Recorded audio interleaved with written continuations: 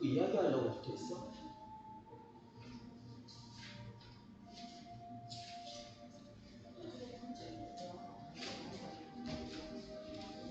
뭐? 그래 해도 딱 붙어 있지 말라고. 예배 시간.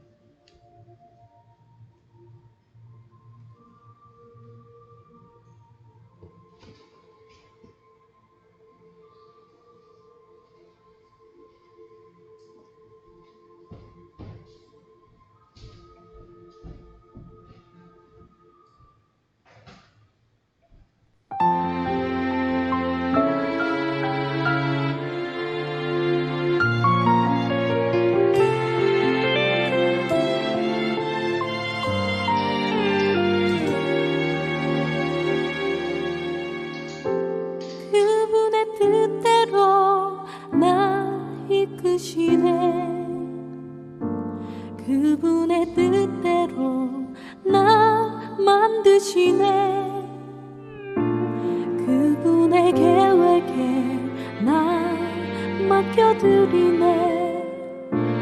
그분의 시간을 나 기다리네. 그의 뜻대로 나 인도하시네. 그의 뜻대로 나를 세워 주시네.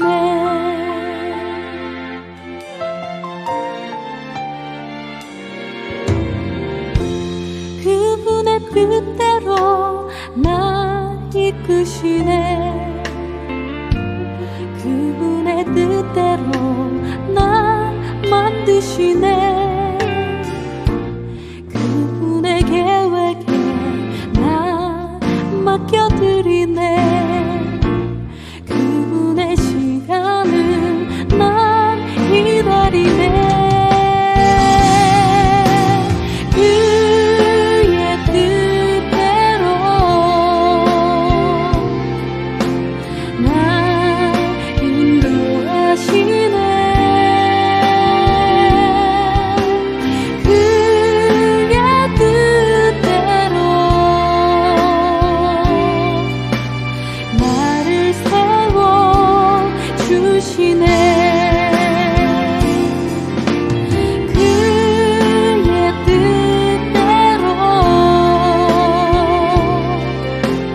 나 인도하시네. 그의 뜻대로 나를 세워 주시네.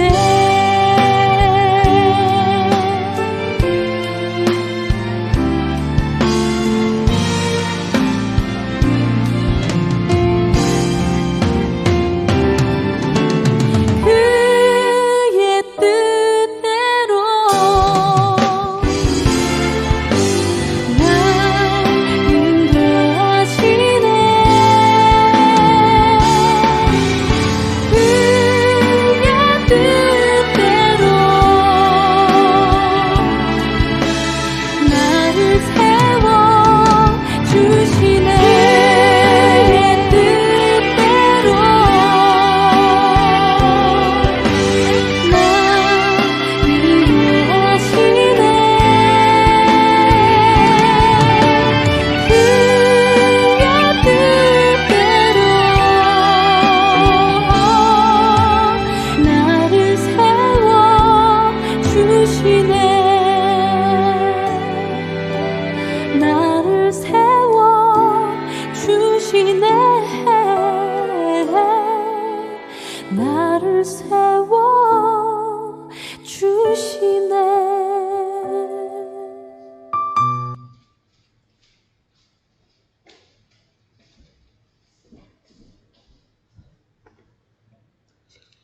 자, 우리 하나님 앞에 사모하는 마음으로 예배를 드렸으면 좋겠습니다.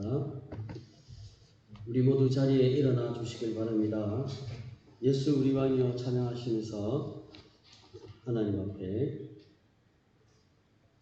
사모하는 마음으로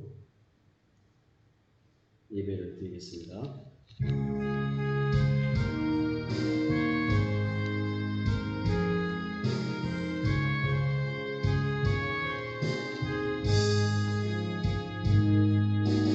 예수 우리 왕이여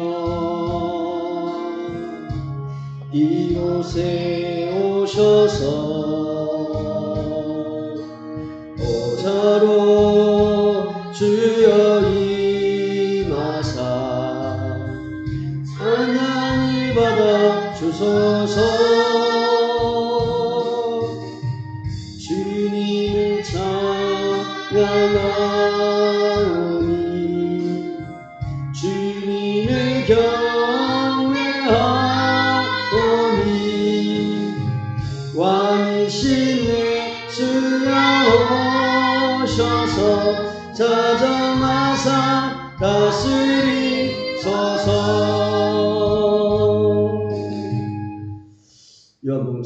23절에 아버지께 참되게 예배하는 자들은 영과 진리로 예배할 때가 오나니 곧 이때라.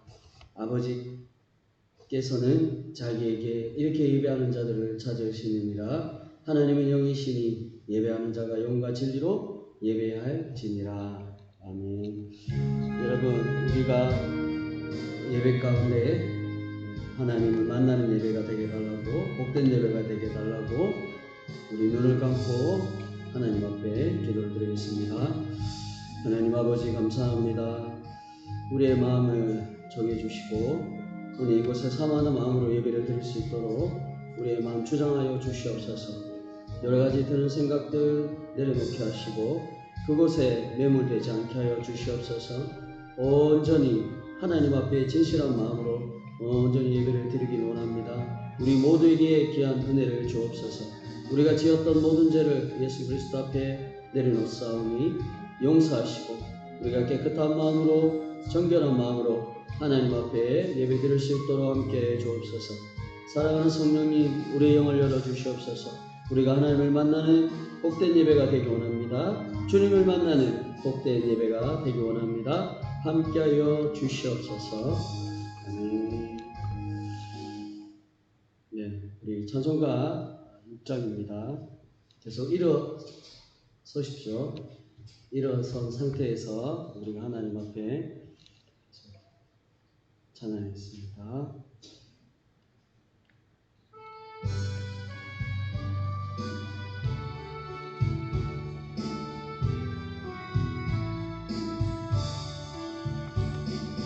손 높여서 주 찬양하여라. 영광과 권세와 존귀와 위엄을 오늘이 다스리시는 만왕의 왕께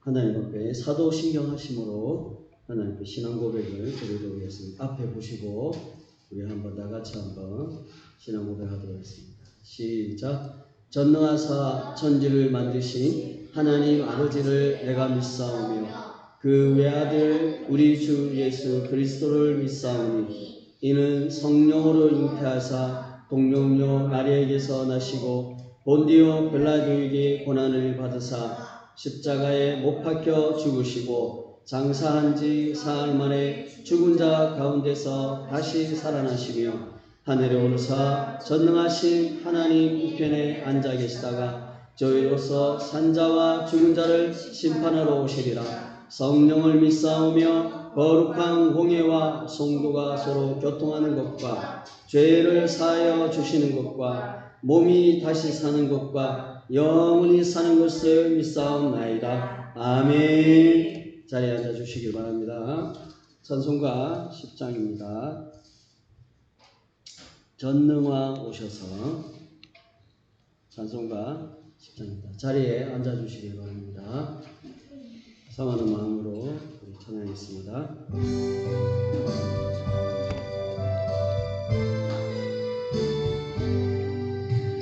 전능왕 오셔서 주 이름 찬송케 하옵소서. 영광과 권능이 선부여 오셔서 우리를 다스려 주옵소서. 감생한 성자여 오셔서 기도를 들으소서. 택하신 백성들 복내려 주시고 거룩한 마음을 주옵소서. 위로의 주 성령 오셔서 증거 주옵소서.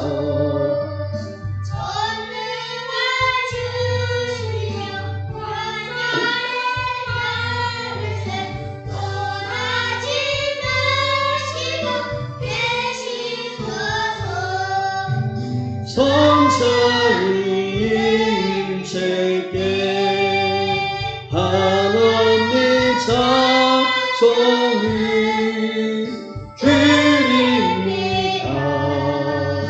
존귀한 주님 영광 주매 영원히 모시게 하옵소서.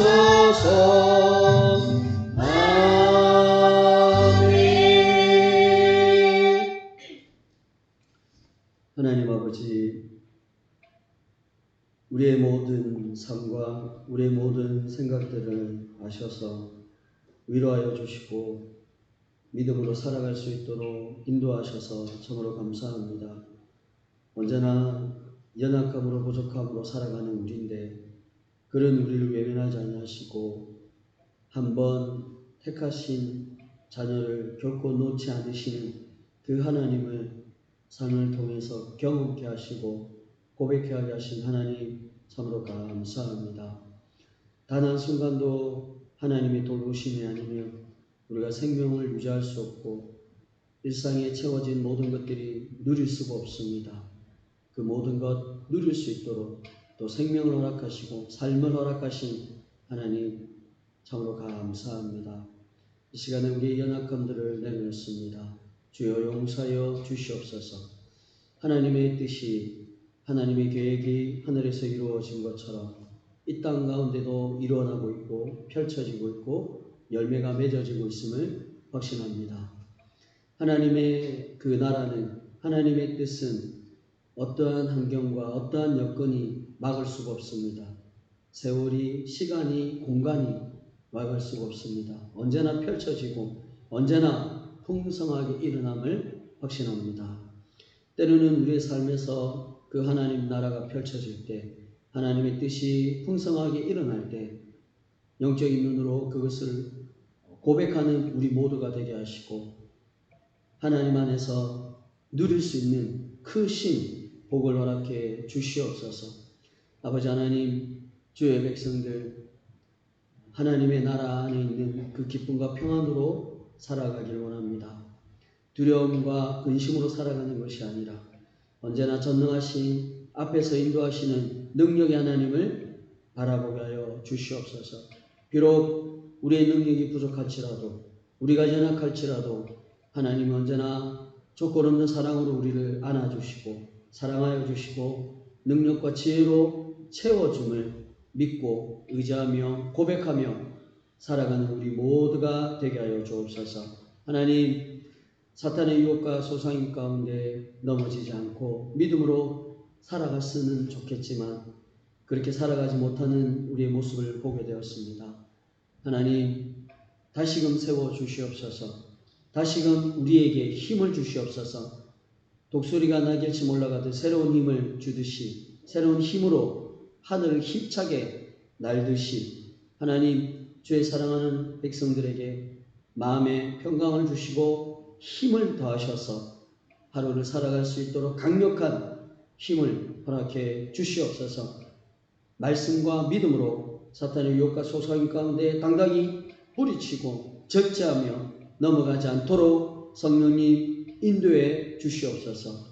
하나님, 우리는 연약한 자들입니다. 부족한 자들입니다. 늘 실수하고 늘 죄를 짓고 늘 죄된 모습을 할 때가 너무나도 많습니다. 하나님, 용서를 구합니다. 하나님의 사랑이 아니면 죄에서 벗어날 수 없습니다. 죄에서 용서함을 받을 수가 없습니다. 하나님, 우리 모두를 용서해 주시옵소서. 우리 모두를 불쌍히 여겨 주시옵소서.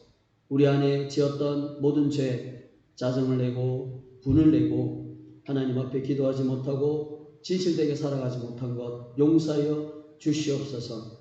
하나님 앞에 바른 말을 해야 되는데 바른 생각들을 하지 못하고 늘 욕하고 짜증을 내고 친구들을 때리며 친구들을 시기하고 미워했던 것 용서하여 주옵소서. 삶을 거룩하게 살아가지 못하였습니다.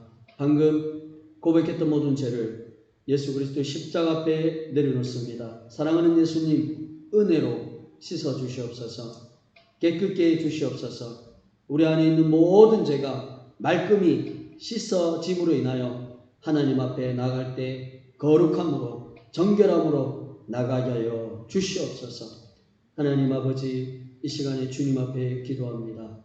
언제나 우리 연약함 내려놓고 기도할 때 눈물을 닦아주시고 위로하여 주옵소서. 언제나 부족한데 또 우리에게 영적으로 육적으로 양식을 먹어주시고 건강하게 살아갈 수 있도록 인도하심을 감사합니다. 생명의 호흡이 하나님의 말씀을 듣고 그 말씀을 문득 의지하게 하시고 생각나게 하시고 감사하게 하신 하나님 성령님 참으로 감사합니다. 날마다 신앙이 더욱 성숙하게 하시고 하나님을 알아가는 그 깨달음들이 한 해가 지나면 지날수록 더 성장하게 하시고 더 높아지게 하시고 한층 더 강한 은혜를 허락해 주시옵소서. 아버지 하나님, 우리 대한민국을 지켜주시길 원합니다. 대한민국이 또 전 세계가 여전히 경제적인 어려움을 처하고 있습니다. 여러 가지 모든 부분에서 어려움을 처하고 있습니다. 하나님, 많은 위기가 찾아옵니다. 많은 어려움들이 찾아옵니다. 하나님, 이 어려움의 뜻을 우리가 먼저 발견하게 하시고 기도로 하나님 도와달라고 간구하는 우리가 되게 하여 주옵소서. 아버지 하나님, 여러 가지 형편과 상황을 살펴주셔서 이 어려움들을 잘 극복하게 하시고 지혜를 통하여 이 위기들을 믿음으로 잘 승리하며 나갈 수 있도록 인도해 주시옵소서. 대한민국이 정말 하나님 앞에 바로 선 하나님의 믿음의 백성들이 바로 서서 선한 일을 일으키게 하시고 서로가 도우며 사랑으로 나가는 대한민국이 되게 주옵소서. 여전히 전쟁이 일어나고 있습니다. 세계 각국에서 무기도 지원하고 여전히 눈물을 흘리며 고통에 빠져 있는 영혼들이 있습니다. 하나님, 그들의 하루빨리 회개하게 하시고 돌이키게 하여 주옵소서. 이웃의 그 눈물을 보게 하셔서 하루빨리 멈추게 하여 주옵소서. 믿음의 백성들 잘 견뎌나가게 하시고 크신 은총을 허락해 주시옵소서. 아버지 하나님, 우리 해랑교회를 살펴주셔서 감사합니다. 지금까지 세워주셔서 감사합니다. 하나님께서 원하시는 그러한 교회로 바로 서게 하시고 기뻐하는 교회가 되게 하여 주옵소서. 성령의 충만함과 하나님의 은혜와 사랑이 넘치는 교회가 되게 하여 주옵소서. 이 교회 안에 하나님의 사랑이 날마다 풍성히 넘침으로 인하여 마음과 육신의 질병들이 고침받는 역사가 있게 하시고 기적들이 일어나게 하여 주시옵소서. 예수 그리스도 이름으로 기도할 때 놀라운 치유가 일어나게 하시고 놀라운 기도 응답이 일어날 수 있도록 하나님 도우시옵소서. 하나님 크신 은혜를 베풀어 주시옵소서. 하나님, 우리 예배가 정말 하나님이 기뻐하시는 예배, 하나님이 흠령하시는 예배가 되기 원합니다.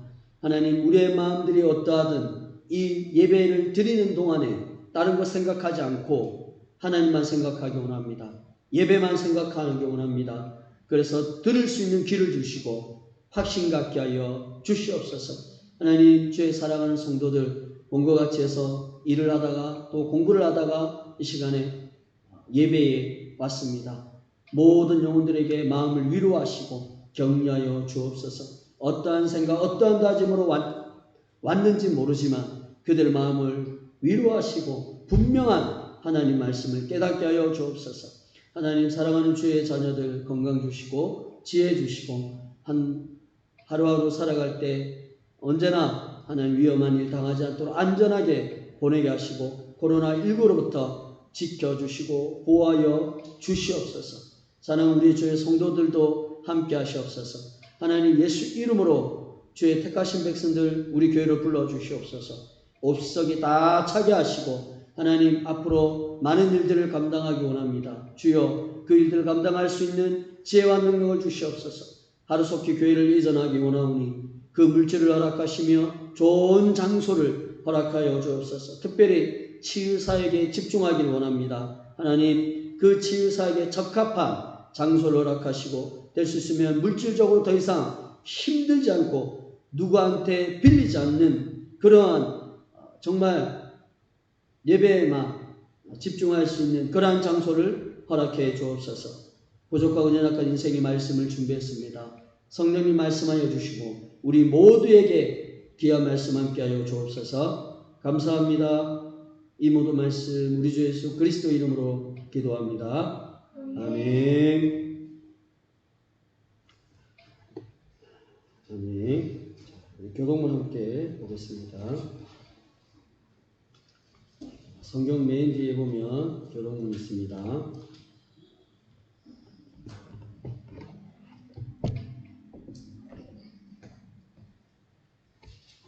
43번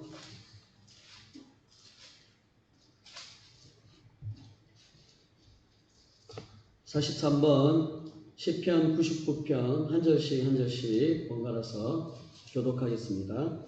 여호와께서 다스리시니 만민이 떨 것이요 여호와께서 구름 사이에 자정하시니 땅이 흔들릴 것이로다.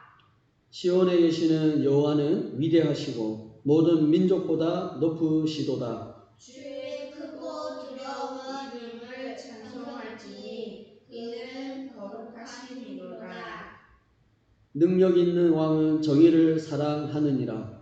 주께서 공의를 견고하게 세우시고 주께서 야곱에게 정의와 공의를 행하시나이다. 너희는 여호와 우리 하나님을 높여 그의 발등상 앞에서 경배할지어다. 그는 거룩하시도다. 그의 제사장들 중에는 모세와 아론이 있고 그의 이름을 부르는 자들 중에는 사무엘이 있도다. 그들이 여호와께 간구하매 응답하셨도다. 여호와께서 구름 기둥 가운데서 그들에게 말씀하시니 그들은 그가 그들에게 주신 증거와 율례를 지켰도다. 여호와 하나님 우리 하나님이여 주께서는 그들에게 응답하셨고 그들의 행한 대로 갚기는 하였으나 그들을 용서하신 하나님이시이다. 너희는 여호와 우리 하나님을 높이고 그 성산에서 예배할지어다. 다 같이요. 여호와 우리 하나님은 거룩하심이로다. 아멘. 간구하겠습니다. 자, 주보 뒤에 보면 교소신은 있습니다. 자, 오늘 오후 예배 드립니다. 다음 주 오전 대표기도는 우리 윤하에 잘 준비하십시오.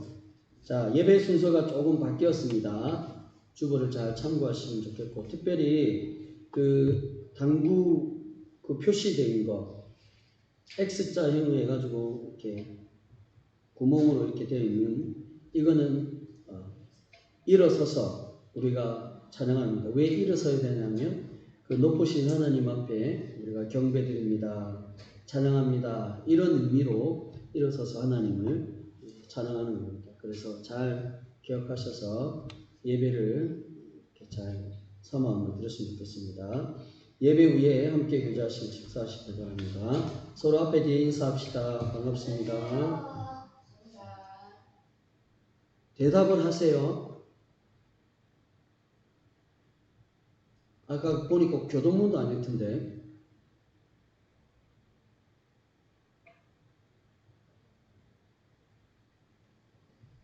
찬송가 봉헌 찬송하겠습니다. 찬송가 150장.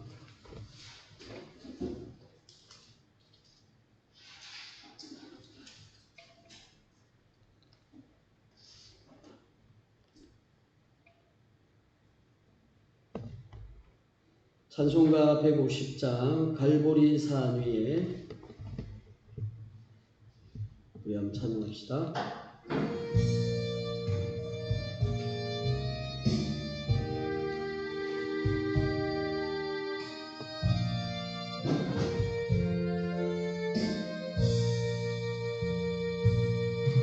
갈보리 산 위에 십자가 하셨으니 주가 고난을 당한 표라. 험한 십자가를 내가 사랑함을 주가 보혈을 흘림이라. 세울 승리를 얻기까지 주의 십자가 사랑하리. 빛나며 유가 받기까지 험한 십자가 붙들겠네.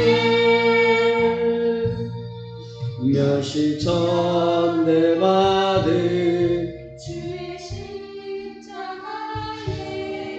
나의 마음이 끌리구나.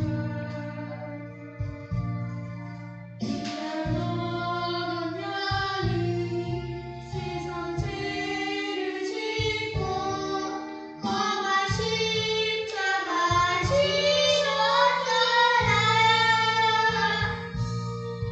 세울 승리를 얻기까지 주의 십자가 사랑하리. 빛나며 유가 받기까지 험한 십자가 붙들. 4절 주님 예비하신 나의 보양집에 나를 부르신 그날에는 영광 중에 계신 우리 주와 함께 내가 죽도록 충성하리. 세울 승리를 얻기까지 주의 십자가 사랑하리. 빛나며 유가 받기까지 험한 십자가 붙들겠네. 하나님, 우리의 마음을 하나님 앞에 드렸습니다. 하나님께서 기뻐 받아주시고 우리의 마음들을 어떠한 형편과 상황에서도 흔들리지 않도록 꽉 붙잡아 주시옵소서. 우리의 마음은 언제나 흔들리는 갈대입니다. 반석 대신 예수 그리스도께서 함께하지 않고 붙잡아 주지 않으면 언제나 세상의 물결에 휩쓸려 눈물을 흘리며 어찌할 바를 모른 채 살아갈 수밖에 없는 연약한 존재들입니다. 하나님, 긍휼히 여겨주세요. 하나님, 불쌍히 여겨주세요. 우리의 삶이 요셉의 삶과 동일한 것 확신합니다. 형통케 되는 삶인데 그 삶이 그 가정 속에 실패도 있고 좌절도 있고 아픔도 있지만 그러나 하나님의 뜻하신 바는 결국에 이루고 마는 그 역사를 보게 됩니다. 하나님께서 우리를 향하신 개인의 삶과 역사가 있고 사명이 있을 줄 믿사오니 결국엔 이루어질 것을 확신합니다. 그러나 그 과정 속에 여러 가지 어려움과 아픔과 힘듦을 경험하시면 하나님을 놓지 않게 하여 주옵소서. 하나님을 버리지 않게 하여 주옵소서. 끝까지 우리의 마음과 우리의 결단과 우리의 의지가 하나님께 향하게 하여 주옵소서. 하나님 앞에 예물을 드리고 이 예물을 통하여 하나님의 사랑을 증거하고 하나님의 그 놀라운 은혜들을 드리는데 가장 귀하게 사용되어질 수 있게 하여 주옵소서. 예수님의 이름으로 기도합니다. 아멘. 자, 함께 보겠습니다. 베드로전서 4장 1절에서 6절까지 말씀입니다.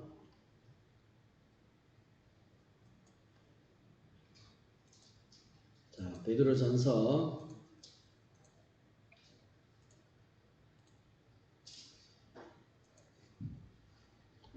4장 1절에서 6절까지. 자, 다 찾았으면 크게 아멘으로 화답합시다. 아멘. 자, 한 절씩 봉독합니다. 그리고 맨 마지막 6절은 우리 요나의 학생이 큰 목소리로 또박또박 봉독하겠습니다. 그리스도께서 이미 육체의 고난을 받으셨으니 이는 너희도 같은 마음으로 갑옷을 삼아라. 이는 육체의 고난을 받은 자는 죄를 그쳤음이니 그 후로는 다시 사람의 종교를 따르지 않고 하나님의 뜻을 따라 육체의 남은 때를 살게 하려 하니라. 너희가 음란과 정욕과 술취함과 방탕과 향락과 무법한 우상 숭배를 하여 이방인의 뜻을 따라 행한 것은 지난 간 때로 족하도다. 이러므로 너희가 그들과 함께 그런 극한 방탕에 다름질하지 아니하는 것을 그들이 이상히 여겨 비방하라. 그들이 산자와 죽은 자를 심판하기로 예비하신 이에게 사실대로 고하리라. 이를 위하여 죽은 자들에게도 복음이 전파됐으니 이는 육체로는 사람으로 심판을 받으러 영으로는 하나님을 따라 살게 하려라 하니라. 아멘. 잘 읽었어요. 자, 제가 다시 한번 6절을 읽겠습니다. 이를 위하여 죽은 자들에게도 복음이 전파되었으니 이는 육체로는 사람으로 심판을 받으나 영으로는 하나님을 따라 살게 하려 함이라. 아멘. 자, 오늘 하나님의 말씀을 여러분들에게 선포합니다. 목사의 말이라고 생각하지 말고 하나님의 말씀이 지금 여러분들 주신다고 생각하고 간절함으로 사모함으로 받으시기 바랍니다. 요즘에 도로에 보면 공사를 많이 합니다. 그러다 보니까 도로가 조금씩 이제 그 모습들이 많이 바뀝니다.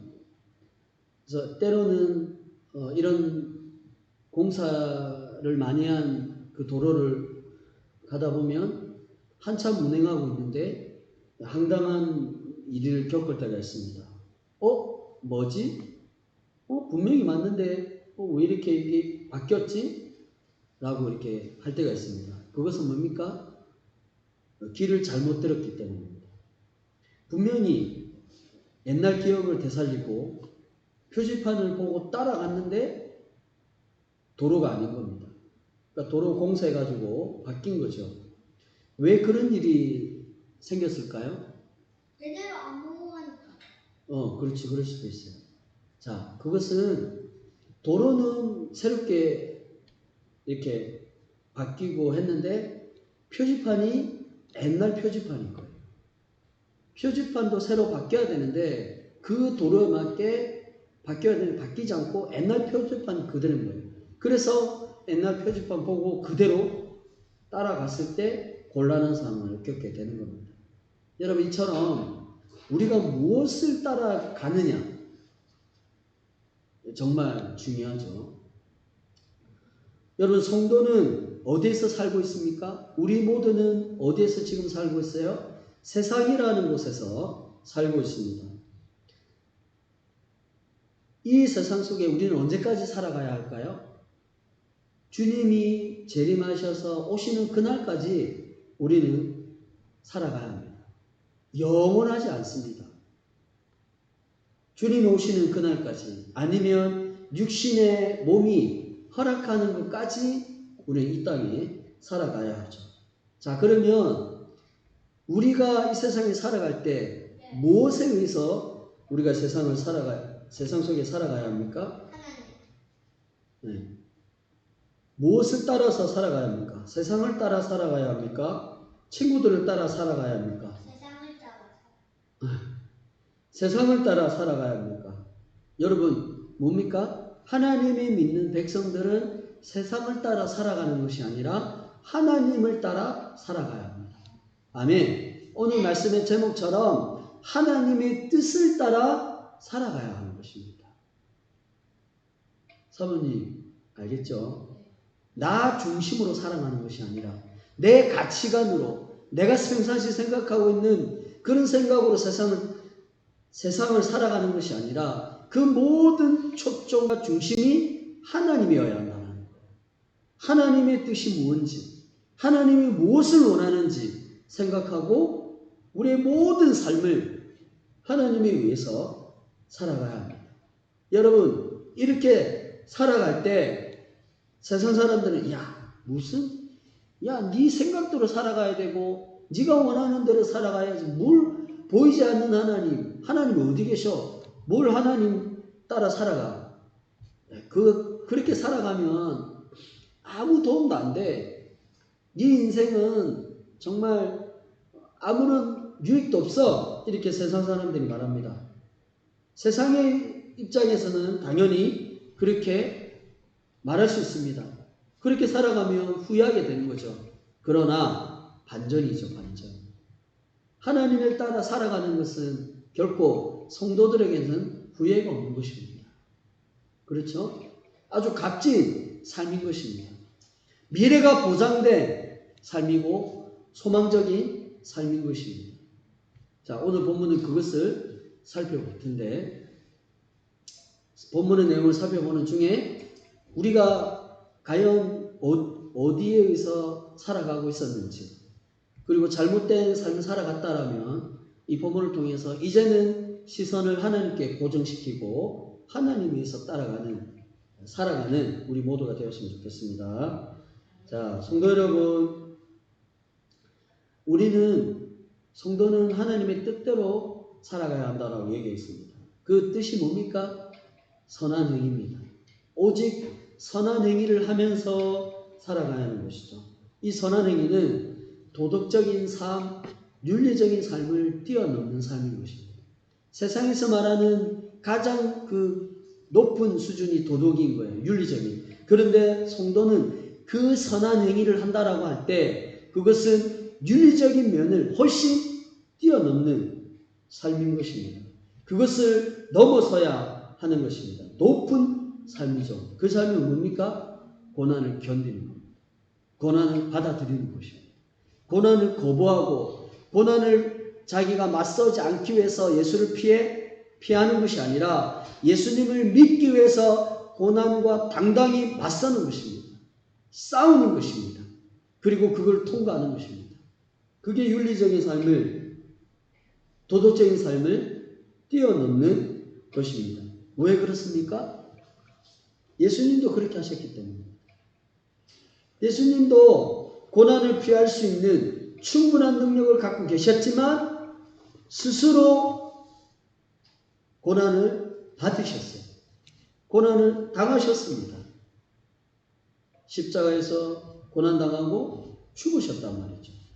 그게 예수님의 입장에서는 선한 행위입니다. 그 선한 행위로 인하여서 믿는 모든 자들이 동일한 은혜를 누리는 겁니다. 복을 누리는 겁니다. 그렇죠? 네. 그 예수님의 선한 행위를 통해서 고난 뒤에 뭐가 찾아왔습니까? 영광이 찾아왔죠. 영광. 지금은 하나님 우편에서 이 세상의 모든 것들을 통치하고 다스리는 그 고난을 가지시고 하늘에서 이 세상을 내려보고 계십니다. 그 얼마나 영광스러운, 세상의 모든 권력을 예수님이 다 가지고 계세요. 모든 권력의 그 총집합이 예수님께 다 있습니다. 하나님의 우편에 있다라고 하는 것은 그것을 설명해 주고 있습니다. 그래서 성도에게 있어서 선한 행위는 반드시 고난이 따른다. 그러나 그 고난 뒤에는 영광이다. 왜? 예수님이 이렇게 동일하게 사셨기 때문에. 예수님의 제자인 우리도 예수님과 다른 삶을 살 수가 없습니다. 동일한 삶을 살다가 주님이 부르시며 가야 하는 것입니다. 오늘 본문에서 분명히 우리에게 설명하고 있습니다. 그리스도께서 이미 고난을 받으셨다 설명하고 있죠. 예수님이 3년 동안 공생애를 시작하셨고 그런 과정들을 거치셨습니다. 그리고 마지막에 십자가에서 고난받으시고 죽으셨습니다. 이 죽으실 때 이것은 예수님이 말씀하신 것처럼 다 이루었다. 즉 하나님의 약속하신 모든 말씀을 십자가에서 죽으심으로 인하여 하나님의 뜻을 다 이루셨다라고 말하고 있는 것입니다. 여러분, 이 3년의 과정 속에 예수님이 필수적으로 거쳐야 했던 과정이 뭡니까? 바로 고난입니다. 고난. 그렇죠? 예수님의 최고의 그 절정은 십자가에서 고통을 당하시는 것이고 고난을 당하시는 것이고 죽는 것입니다. 베드로는 그 예수님의 고난을 계속 강조하고 있죠. 4장 1절에.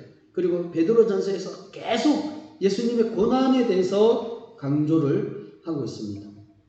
이렇게 강조한 이유가 뭘까요? 예수를 믿는 모든 자들도 이런 고난을 통과해야 된다고 얘기하고 있어요.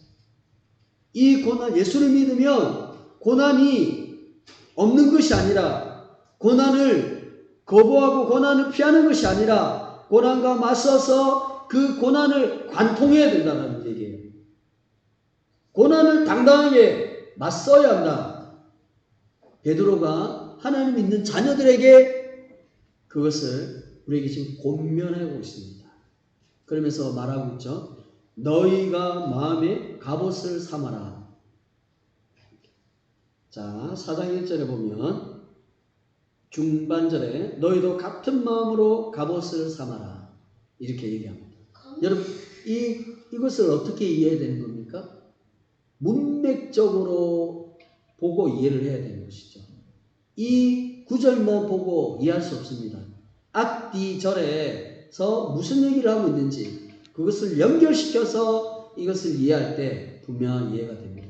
갑옷이라고 하면 전쟁 때 군인들이 필수적으로 입고 가는 것입니다.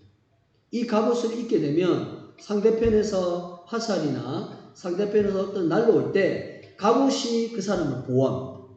그 사람을 지켜줍니다. 오늘 베드로는 성도들에게 마음의 갑옷을 입어라 라고 하는 것은 무엇을 얘기하는 거예요? 너희도 그리스도의 고난의 갑옷을 입으라는 얘기예요. 그리스도를 생각하고 그리스도가 겪었던 일들을 너희가 깊이 묵상하면서 삶을 살아가야 된다. 그 고난을 견뎌내고 그 고난의 갑옷을 입고 너희가 당당히 뿌리치고 견디며 나가야 한다라는 거예요.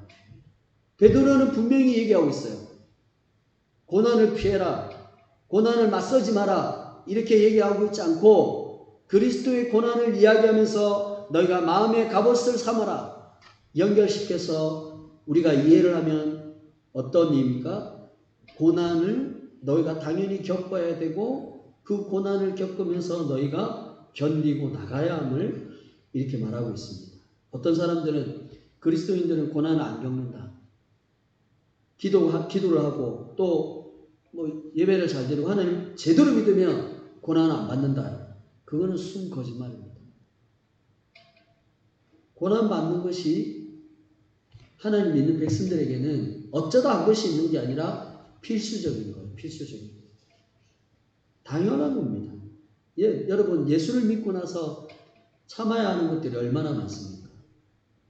남들은 그냥 서스럼 없이 하는데 우리는 서스럼 없이 하는 것을 예수 믿는 것 때문에 하지 못합니다.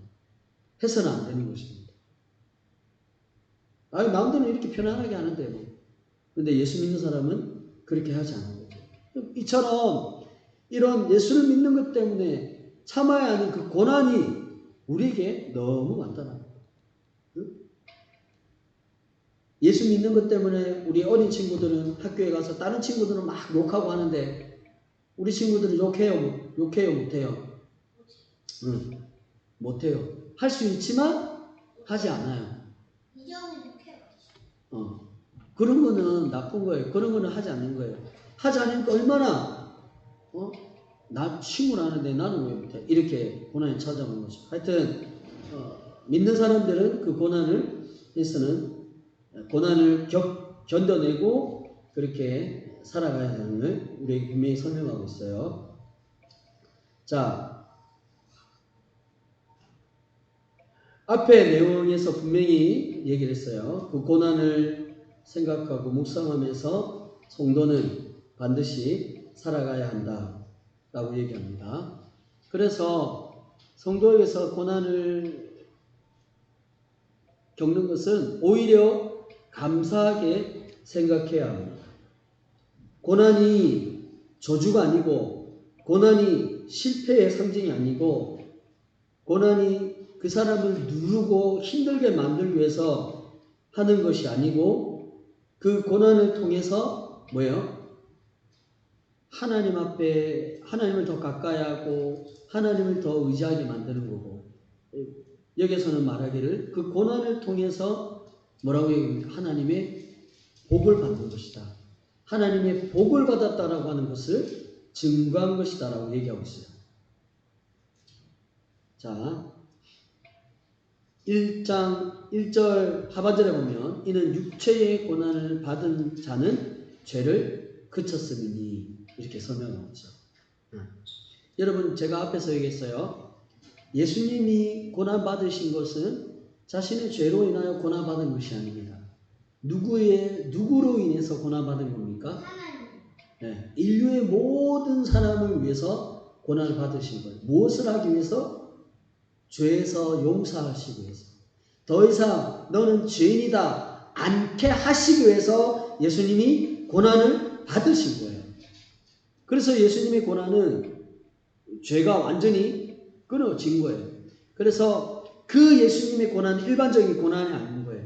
그런 고난을 믿는 자들도 동일하게 그 고난을 받으면서 생각하면서 묵상하면서 나가야 한다. 이렇게 얘기를 합니다. 그것은 뭡니까? 그 고난은 더 이상 우리 안에 죄가 없음을 얘기하고 있는 거예요. 죄가 사라졌음을 얘기하고 있는 겁니다. 고난, 예수님의 고난을 동일하게 우리가 받으면서 살아가는 그 삶이, 그것이 이제 더 이상 내가 죄인이 아니구나, 내 안에 죄가 거쳐졌구나 라고 하는 것을 증명하는 거죠. 보여주는 것을 말하는 것입니다. 그것이 하나님의 복이라는 거예요.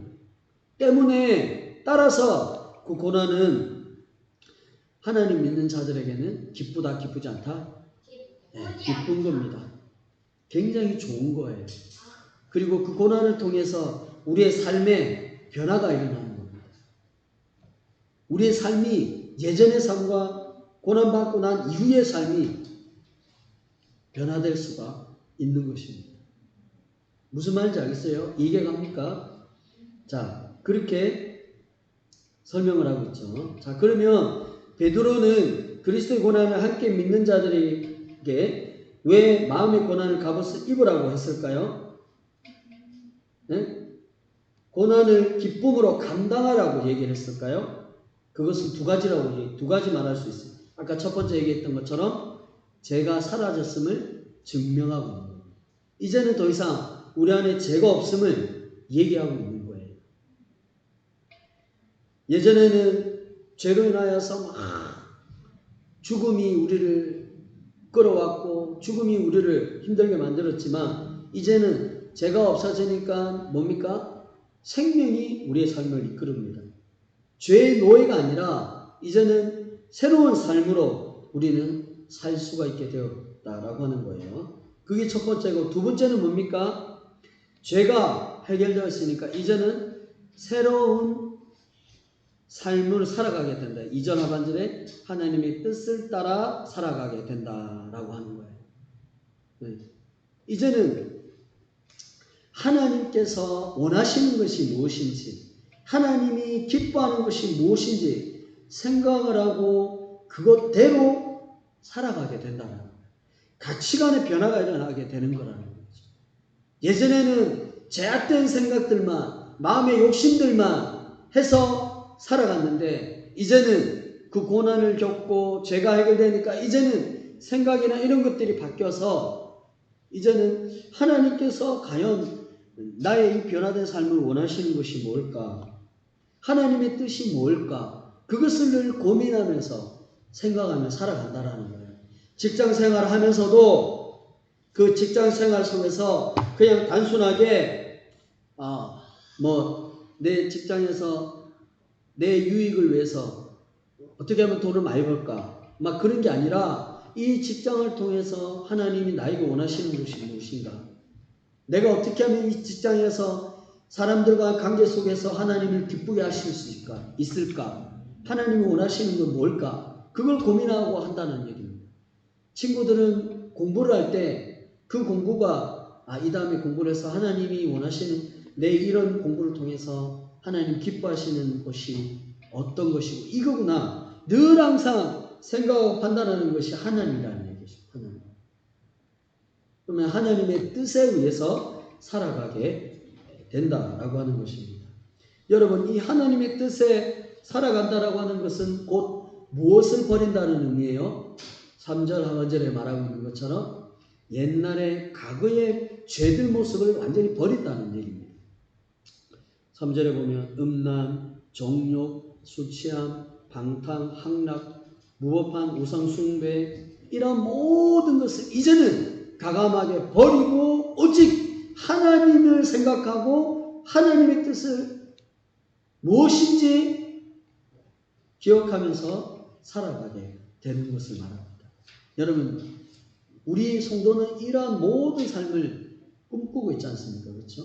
성도는 그렇게밖에 살 수가 없어요. 살아갈 수밖에 없습니다. 때로는 우리의 의지가 우리의 결단이 약한다고 할지라도 우리는 필연적으로 하나님의 뜻대로 살아갈 수밖에 없는 존재가 된 거예요.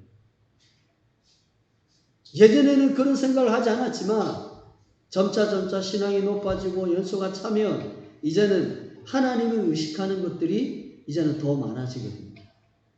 더 기쁨으로 살아가게 된다라고 하는 것입니다. 사랑하는 여러분, 우리는 무엇에 의해서 살아갑니까? 누구에 의해서 살아갑니까? 한번 그렇게 생각을 해보신 적이 있어요? 우리는 하나님의 뜻대로 하나님이 원하는 모습대로 살아가야 합니다. 우리 아이들이 공부할 때도 하나님께서 무엇을 기뻐하시는지 생각을 하면서 그렇게 살아가야 합니다. 이것은 뭐예요? 과거에 죄악된 삶을 버리는 거예요. 완전히. 이렇게 하나님 뜻대로 살아가야 합니다. 자, 우리는 그렇게 살아갈 수 있습니다. 왜? 본문에서 설명해 주고 있습니다. 하나님이 심판자로서 그 행함대로 영원한 생명을 주십니다. 아멘. 자, 우리 한번 앞에 보고 한번 다 같이 한번 읽겠습니다. 자, 큰 소리로 시작. 하나님이 심판자로서 그 행함대로 영원한 생명을 주십니다. 아멘. 여러분, 사람마다 하루하루 삶을 살아가고 매 순간 살아갈 때 무엇을 합니까? 결산을 합니다. 그렇죠? 매월 이제 마지막 마무리되면 어떻게 보냈는지 또 이런 여러 가지 결산들을 합니다. 학생들은 뭐를 합니까? 네, 시험을 치죠. 시험을 치는 이유가 여태까지 공부한 내용들을 잘 알고 있는지, 잘 기억하고 있는지, 자기 것이 맞는지 아닌지를 확인하기 위해서, 증명하기 위해서 시험을 치르게 됩니다. 그러면 나중에 어떤 결산을 하고 시험을 치르면 진짜 잘한 친구들은 좋은 평가를 받게 되죠. 그러면 얼마나 기분 좋습니까? 그러나 그렇지 못하고 좋지 않은 평가를 받게 되면 마음이 서운합니다. 마음이 힘듭니다. 그렇죠? 마찬가지로 여러분, 우리의 인생도 하나님이 다 결산할 때가 있어요. 과거의 삶은 이미 지나갔기 때문에 끝이라고 생각하지만 사람은 기억을 하지 못하지만 끝나지만 그러나 하나님은 우리가 태어난 그 순간부터 해서 지금까지 아니 우리의 생애를 마치는 그 순간까지 모든 인생을 하나님은 다 기억하십니다. 무엇을 하기 위해서? 셈을 하시기 위해서. 결산을 하시기 위해서 하나님은 다 기억하세요. 자, 여러분 5절 6절 한번 보세요. 자, 5절 6절 우리 윤하인 학생 큰 소리로 한번 읽어주세요. 5절과 6절 시작. 그들이 산자와 죽은 자를 심판하기로 예비하신 이에게 사실대로 고하니라. 이를 위하여 죽은 제자에게도 복음이 전파됐으니 이는 육체로는 사람으로 심판을 받으러 영으로는 하나님을 따라 살게 하려라 합니다. 네. 제가 한번 다시 할게요. 그들이 산자와 죽은 자를 심판하시고 예배하신 이에게 사실대로 고하리라. 이를 위하여 죽은 자들에게도 복음이 전파되었으니 이는 육체로는 사람으로 심판을 받으나 영으로는 하나님을 따라 살게 하려 함이라. 아멘. 자, 모든 사람의 삶과 행위는 하나님에게는 어떻게 되겠습니까? 다 잊혀지지 않습니다. 앞에서 얘기했듯이 아주 구체적으로 세밀하게 다 기억하고 계십니다. 우리 하일이가 7살 때 무엇을 했는지, 4살 때, 5살 때 어떻게 보냈는지 하나님은 다 기억하고 계세요. 진짜요? 하나님한테 물어봐도 돼요? 네. 우리 목사님이 20대, 30대 어떻게 보냈는지 목사님은 다 기억할 수가 없어요. 잊어버렸어요. 그러나 하나님은 다 기억하고 계신다라고 하는 거. 그 기억하고 계신 이유가 있어요. 그냥 아무런 의미 없이 아무런 어떤 대책 없이가 아니고 뭔가 이유가 있습니다. 그것은 내 마지막에 그런 그 삶을 다 기억해서 하나님을 보상해 주시기 위해서 다 기억하시기 위해서 그렇다라는 거예요.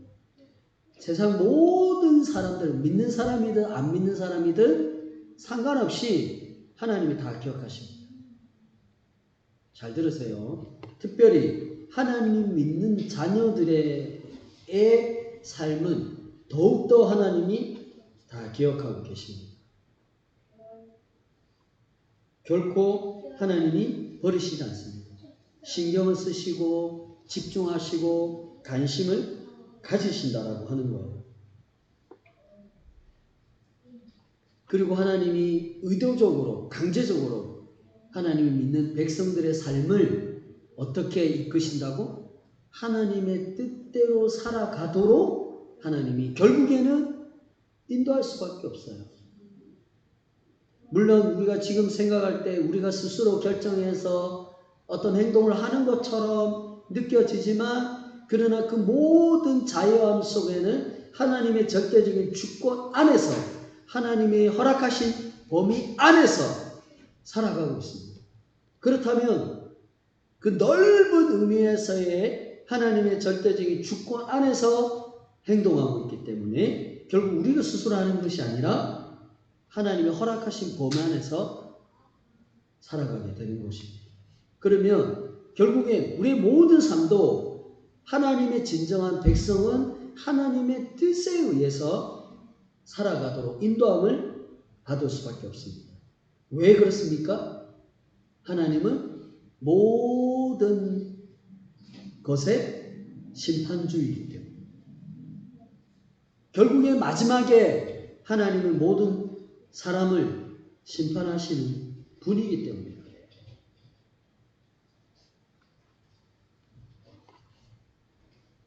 자, 여러분, 모든 사람은 하나님을 제대로 알지 못하고 믿지 않고 따르지 않으면 100% 자신의 정욕대로 살아갈 수밖에 없어요. 자신의 마음속에 생각한 대로 자신이 뭔가 눈으로 그냥 그걸 본 대로 사람은 그렇게 살아갈 수밖에 없어요. 창세기에 하와가 그 나무를 보고 보암직도 하고 먹음직도 하고 탐스럽게 알 만큼 그것을 생각이 들고 따먹었잖아요. 그 안에 하나님에 대한 이런 것도 전혀 죄가 없었습니다. 그러면 하나님을 모르는 자들에게는 그들이 삶을 어떻게 살아가지? 다 욕심대로 살아가십니다. 다 자기 중심대로 살아가서요. 자기가 원하는 대로 사람은 살아갑니다. 자, 그러한 삶이 과연 하나님이 기뻐하는 삶일까요?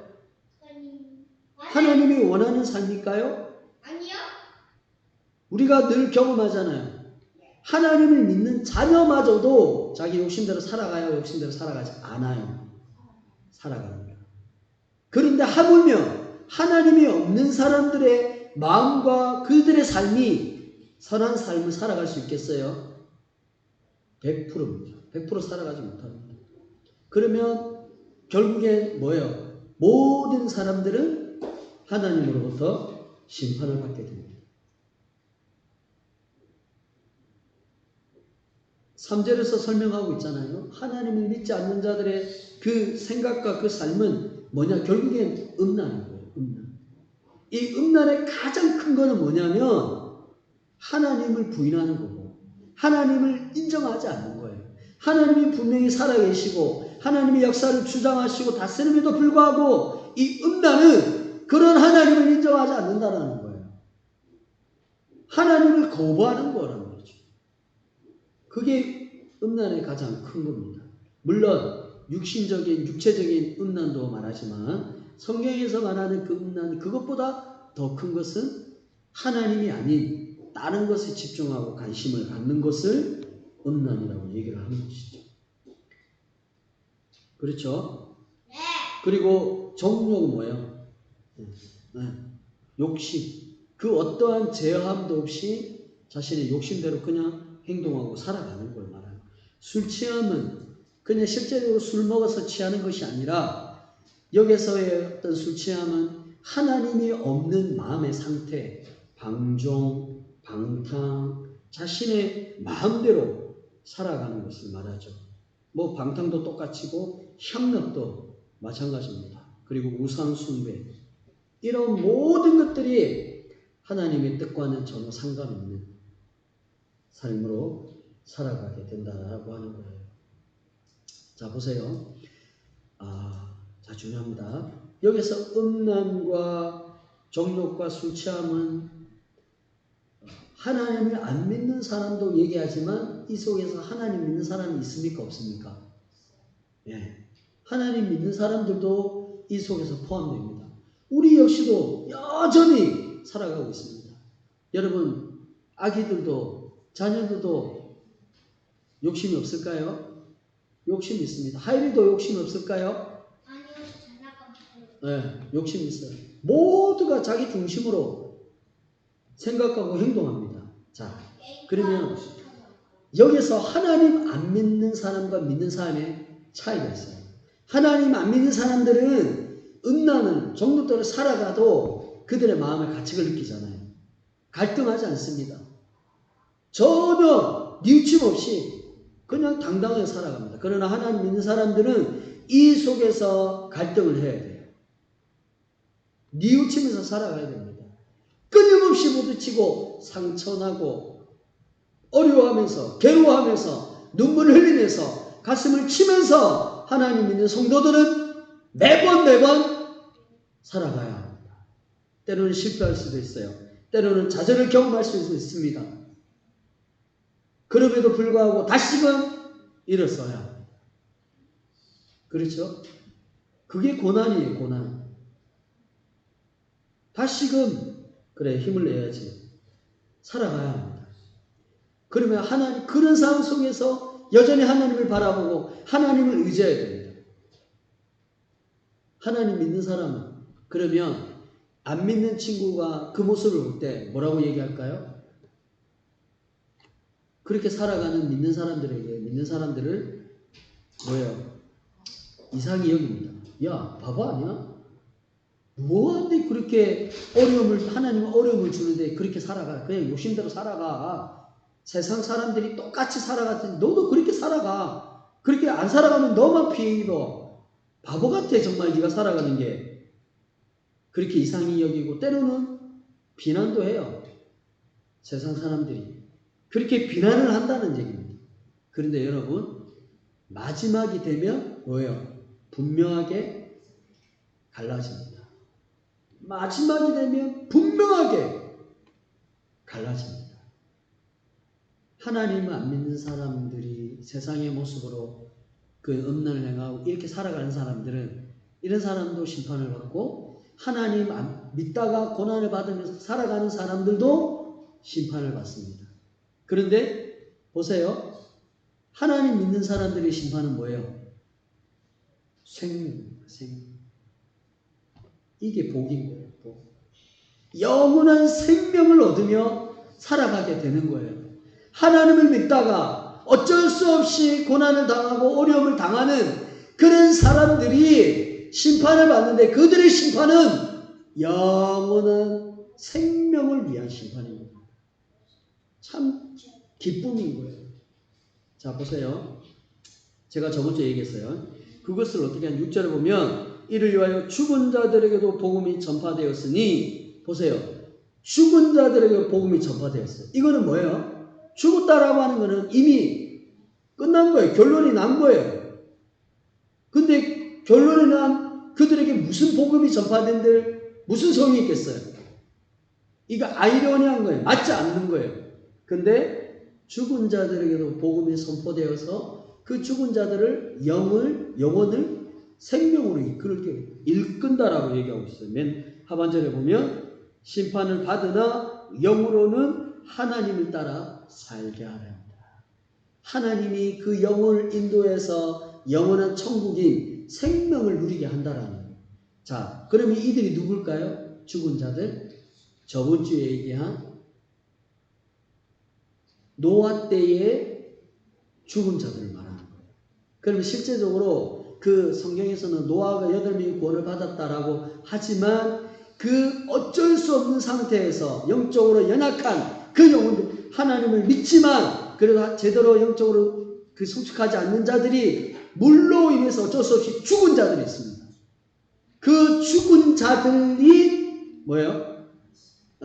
하나님께서 육신이 아닌 영으로 그들이 복음을 들어서 생명을 얻었다 이 말이에요. 그래서 보세요. 행한 대로 하나님이 영원한 심판을 받는다. 하나님이 이들에게 강조하고 있는 것은 너희가 고난을 받고 너희 안에 있는 더러운 죄를 버려라. 버리면서 그 고난과 맞서서 당당하게 일어나고 맞서서 살아가라. 선한 행위를 하면서 계속 그렇게 행동을 하면서 살아가라. 살아가는 가정 속에 너희가 힘들지만 그러나 결국에는 마지막에 결산하는 날이 있다. 평가하신다. 하나님은 그럴 만한 분이다. 하나님이 심판주이시기 때문이다. 이렇게 얘기하고 있어요. 얼마나 위로가 됩니까? 응? 얼마나 힘이 납니까? 자, 성도는 모든 상황 속에서 대적하고 바로 서야 합니다. 어떻게 가능합니까? 하나님의 전신갑주를 입는 것입니다. 이것은 무슨 말이냐면 말씀과 기도입니다. 자, 저를 보세요.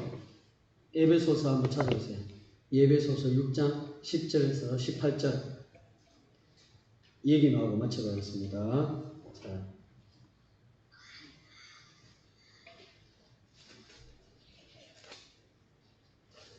에베소서 6장 10절에서 18절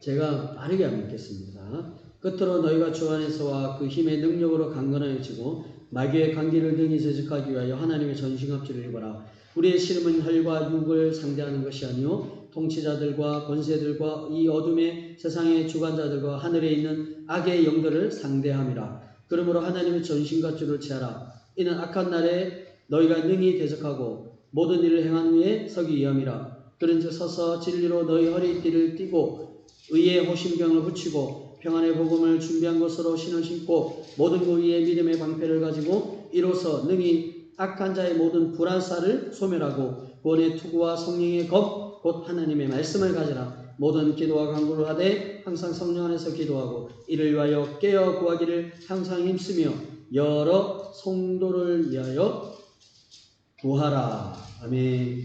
자, 저를 보세요. 자, 성도는 대적을 해야 된다고 얘기했어요. 여기서 대적은 마귀인 거죠. 사탄. 영적으로 우리를 혼란스럽게 만들고 힘들게 만드는 그 마귀를 성도는 대적을 해야 된다고 얘기하고 있어요. 그 대적을 해야지만 우리가 바로 설 수 있다. 올바르게 제대로 설 수 있다라고 합니다. 자, 우리의 시름은 혈과 육이 아니라 정사와 권세라고 얘기했어요. 우리 안에 때로는 짜증이 나고 분이 나고 괜히 메워지고 이러는 것은 우리의 육이 아니라 뭐와 싸운다고요? 정사와 권세인 거예요. 마귀와 사탄이 우리의 영적으로 우리를 영적으로 혼란스럽게 만들고 영적으로 우리를 괴롭히고 있어요. 그러면 당연히 마귀와 우리가 싸우면 누가 이깁니까? 마귀가 이기는 거죠. 우리보다 마귀의 힘이 엄청나기 때문에. 그러면 마귀와 당당하게 맞서고 그들에게서 승리하고 이기기 위해서는 그 어떤 마귀보다 강력한 힘이 있어야 합니다. 그것은 뭡니까? 네, 하나님의 전신갑주를 입는 것입니다. 하나님이 주시는 것, 하나님 안에 있는 그것을 입을 때 그 마귀를 당당하게 대적할 수 있습니다. 그것은 하나님의 전신갑주입니다. 13절부터 하나님의 전신갑주를 쭉 설명합니다. 여기서 설명할 때 가장 핵심적인 것들을 제가 종합으로 간단하게 설명하면 뭐냐?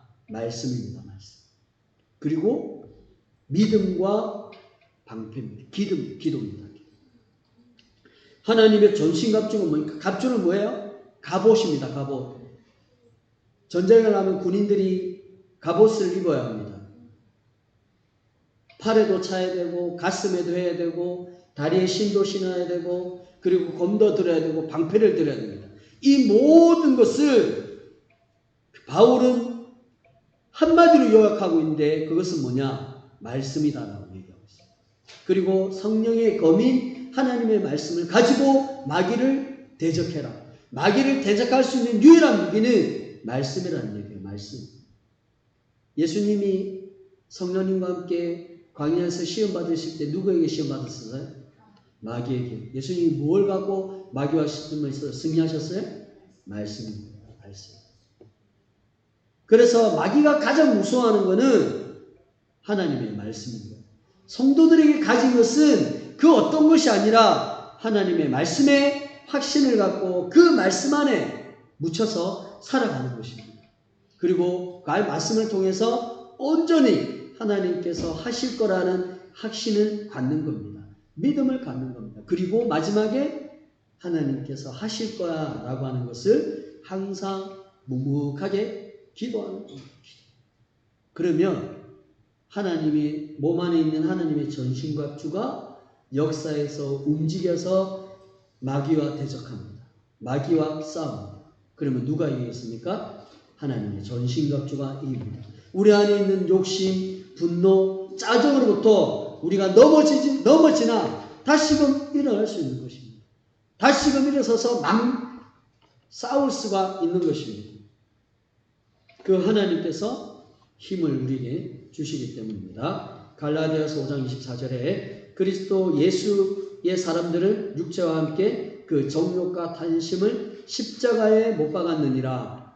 골로새서 3장 3절에 이는 너희가 죽었고 너희 생명이 그리스도와 함께 하나님 안에 감춰졌습니다. 아멘. 하나님의 영원한 생명이 어디에 감춰져 있다고요?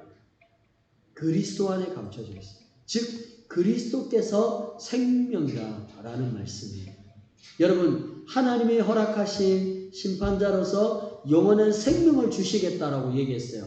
그 생명이 예수 그리스도를 통해서 이루어졌고 성취가 됐습니다. 예수님이 부활하셨잖아요. 지금도 하나님의 통치를 가지고 다스리고 계십니다. 그 주님이 그 통치를 가지고 있는 모습 그대로 이 땅에 다시금 심판주로 오십니다.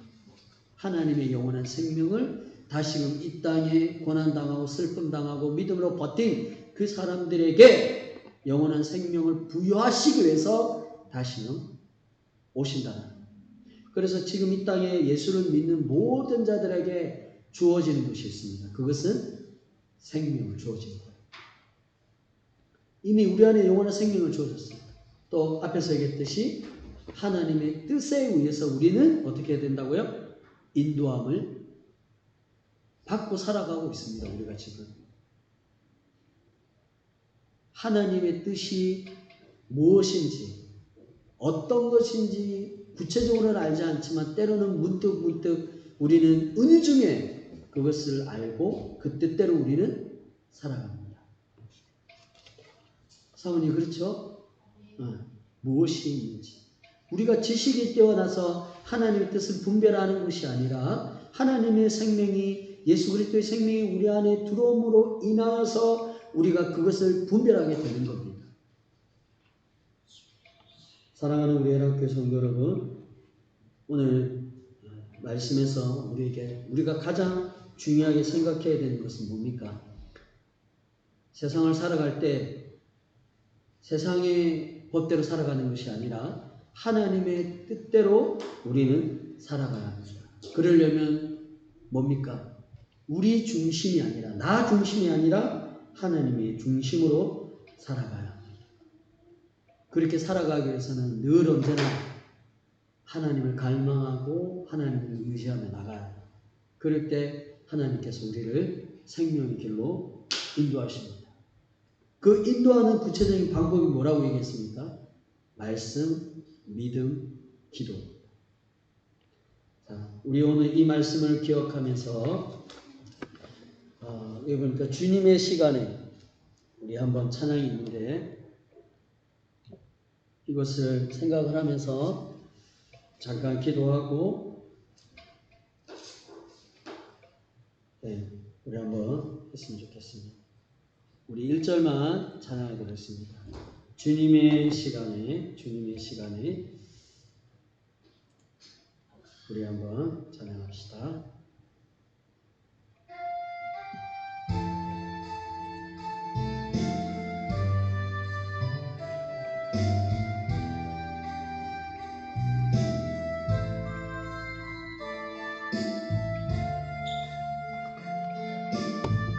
주님의 시간에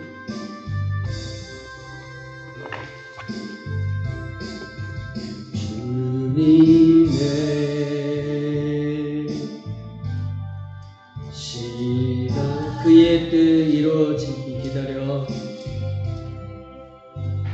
그의 뜻 이루어지기 기다려 하루하루 살 동안 하루하루 살 동안 주님이 인도하신 주 뜻 이루어질 때까지 뜻 이룰 때까지 기다 우리 자리에 일어나 주시기 바랍니다.